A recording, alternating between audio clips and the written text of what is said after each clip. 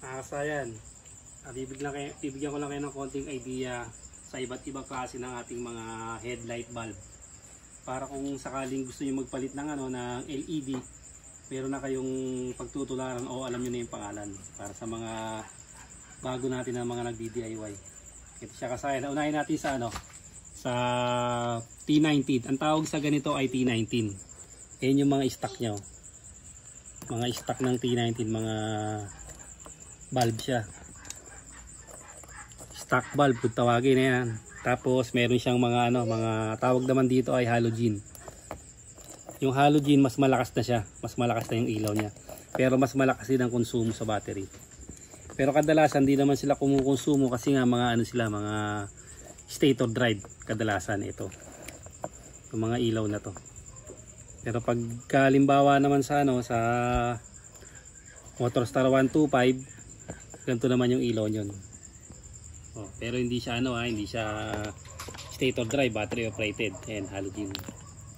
Umpisahan natin dito kasi kung magpapalit ka halimbawa nito, ito yung pwede mong gamitin. May tatlo tayong sample dito na pwede mong gamitin na ipapalit. Itatry natin para meron kayong konting idea sa iba't ibang uri ng ng headlight. Unahin natin to. Ito, ang pag-testing nito kasi ganito kailangan idikit nyo lang siya sa ground. Tapos ito yung positive niya, yung dalawa na yan. Ayan siya white. Tapos pagka inulit-uli natin, pag hindi siya sa kabila nyo kunin pag hindi siya lumipat sa kabilang white, kailangan kasi lumipat yan yung yellow. Combination white, yellow, combination white. Ito yung tinatawag na tri-LED. Yan yung tinatawag na Mokoto tri-LED. Tapos ito naman yung tinatawag na Osram. Ito naman yung pagka nag-low ka, nagsasabay yung magsasabay yung high and low. Pero lang siya cool white, pares white lang siya. Ayan siya. Magsasabay yung high and low nito. Tapos ito naman yung tinatawag na killer MDL. Meron siyang meron tong kasamang park light. Para kung halimbawa bibili kayo T90 ng tawag dyan, mas makakapamili kayo. Tsaka mas madaling malalaman kung ito siya, yung kulay blue. Pag ganyan baliktad ito, kung mapapansin nyo, patapon kagad yung niya, yung bato ng niya patapon yung bato niya doon. Yan meron siyang meron siyang blue park light high and low. Tingnan natin yan, kita ba yung blue dyan? Apo. Bila. Yan meron siyang ayan yung mga T90 na pwede mong gamitin. Tawag dyan ay killer MDL. Ayan siya tapos ito naman, sunod naman natin tong ito naman yung tinatawag naman, ang pangalan naman ito kung ganito yung mo ay H4. Ito siya tingnan nyo. Ayan yung mga stock ng pag ito pala yung mga XRM, Wave, tapos yung Honda Beat, Rider J, ito yung mga niya mga ilaw niya at marami pang iba.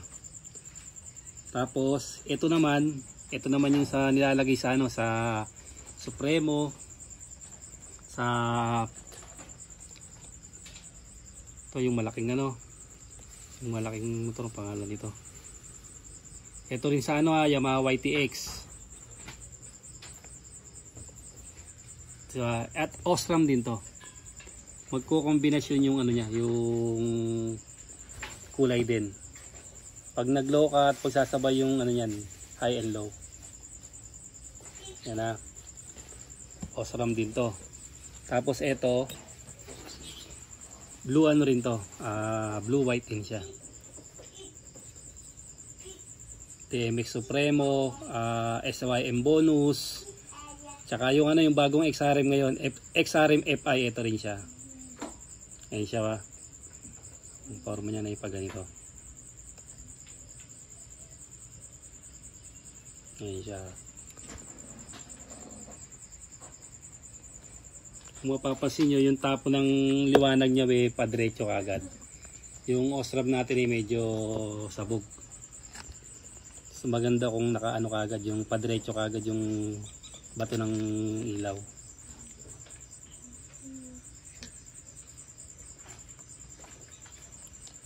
Hello. Pag hindi nakuha, kabilain nyo lang. Ito yung pag-testing para bago nyo siya ilagay ay okay na kagad siya.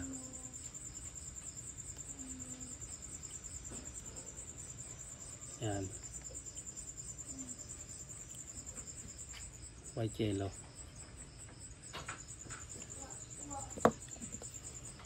Ito yung ano natin yung tawag dito, yung ito parang magkaparehas lang to. Yan yung killer MDL din siya. Ito naman yung magkaparehas din tong dalawa na yan Mokoto yan. So pwede yung gamitin sa inyong motor.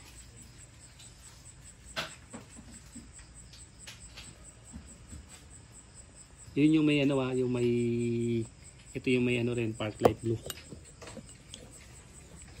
Tapos ito naman yung natin, Mokoto rin to Ang pangalan naman ito Age 6. Ito naman sa kadalasan sa Skygo, sa Wave CX, sa Rusi Yuri Wave Style. Ito naman yung mga sa Honda CB 110, 125. Ito siya, yung ganito naman yung yellow.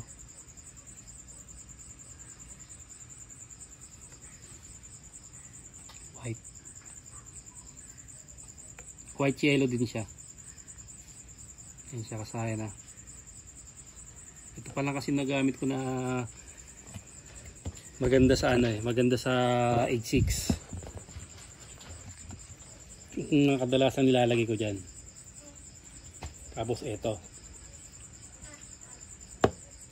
Merong ispa kasi gusto nito kasi meron siyang park light na may park light blue. Katulad din ito, may park light blue tapos white yellow. Tapos pagdating naman sa pare-pares lang siya So pare-pares lang tayo sa sa tail light ito. Plus pare-pares lang lahat ng motor. Ito kasayan sa Badja, rin to H4 din sa Badja Badja 100, 125 rin siya. H4 din. Pag sinilip nyo sa inyong headlight, makikita nyo naman. Pag ganito yung nakita nyo, ibig sabihin H4. Pag ganito naman yung nakita nyo, H6. Pag ganito naman yung nakita nyo ay T19. Yan ang magkadikit, H4 tsaka H6. Tapos ito naman sa taillight naman kahit ano lang na pare-parehas, kahit anong LED. Ito halimbawa pare-parehas tong mga taillight natin, kahit anong mga motor. Pag tinest natin, kaya tayo nagpapalit nito para mahina yung konsumo natin sa sa ating baterya, lalo pag nag-battery operated tayo. Ayun siya mahina lang ang konsumo. Yan. Yung taillight natin, kahit anong taillight dyan, pare-parehas lang naman. Ayun siya Uy, dikit. Nagdikit yan. Pare-parehas lang pagdating. Tapos sa T90 naman natin, pag magpapalit, papaganda naman kayo ng ito siya, ito yung gagamitin natin Yan. Ang gagamitin natin ng mga T90 halimbawa. Ang pagdidikit nyo to kailangan Yan. Ang tawag naman dito T19 T10 na ceramic socket.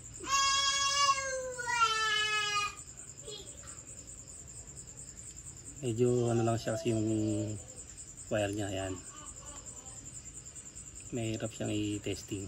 Maliit yung wire, yung alambre niya. Yan. Yan siya T10. Sa sa indicator pagka gusto yung pagandahin. Tapos ito rin yan, mga T10 din siya.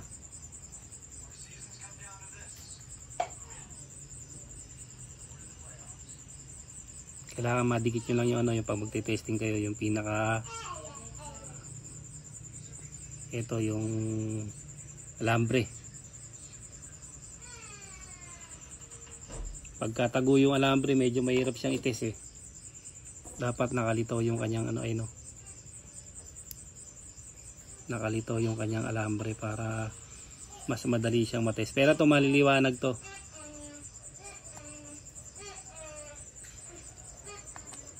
Tutok mo dito tayo nang nakalitaw yung ating alambre. Yan.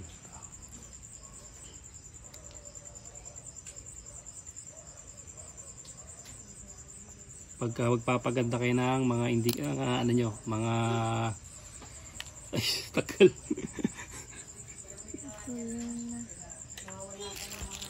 Tara. Tutok. Kasi maliit yung ano niya eh. Dapat sa dulo lang siya. Ito kasi pagka hindi siya umilaw, babaliktarin mo lang siya. Yan. Yan siya kasaya, no? Maganda kasi yung ano niya nito, yung liwanag dito. T10 naman to, T10. Okay, tas yung may blue rin tayo niyan. Kadalasang kulay nilalagay natin, tsaka yung kulay white. Meron din tayo niyan pagka ano.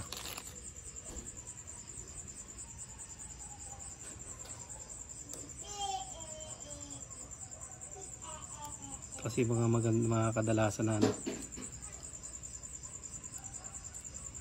Pag di umilaw, babaliktarin mo lang siya kasi meron siyang polarity. Yan. Ito naman yung ating blue ha.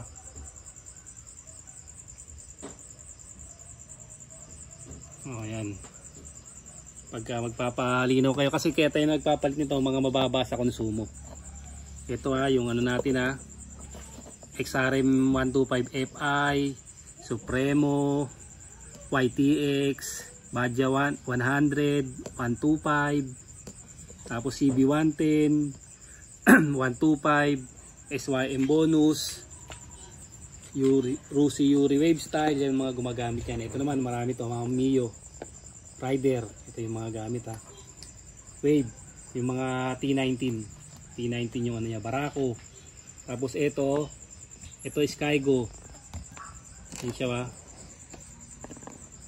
Yan, Skygo yung ano nito.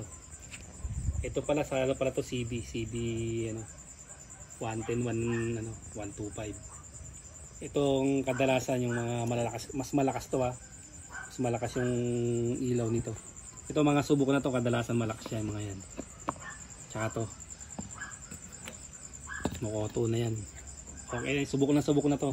Matitibay na ilaw. Ito naman medyo ano ha. Medyo yung ilaw niya sabog to. Sabog yung ilaw nitong ano nito. Ito naman yung ano, ito yung may combination, maraming kulay, white yellow, tsaka combination, tibay nito, yung mga gantong ano, tri-LED. Kaya lang kasi syempre yung nauso nga yung white yellow, ayun siya yung mga kadalasan. Sana kasayan meron kayong konting nakuha para meron kayong idea kung magpapalit kayo ng LED. Pagka ano kayo battery operated, tandaan nyo, kailangan nyo magpalit ng mga LED katulad nito. Ito ha, LED na yan, gagamitin nyo. Yan, ganyan. Tapos LED, halimbawa yan, titernoan nyo. Titerno nyo yung ano. Para bumaba yung konsumo nyo kasi nag-battery operated na kayo, kaya kailangan yung gawing LED para mababa yung konsumo. Nandito na lang mga kasayan, salamat sa panonood.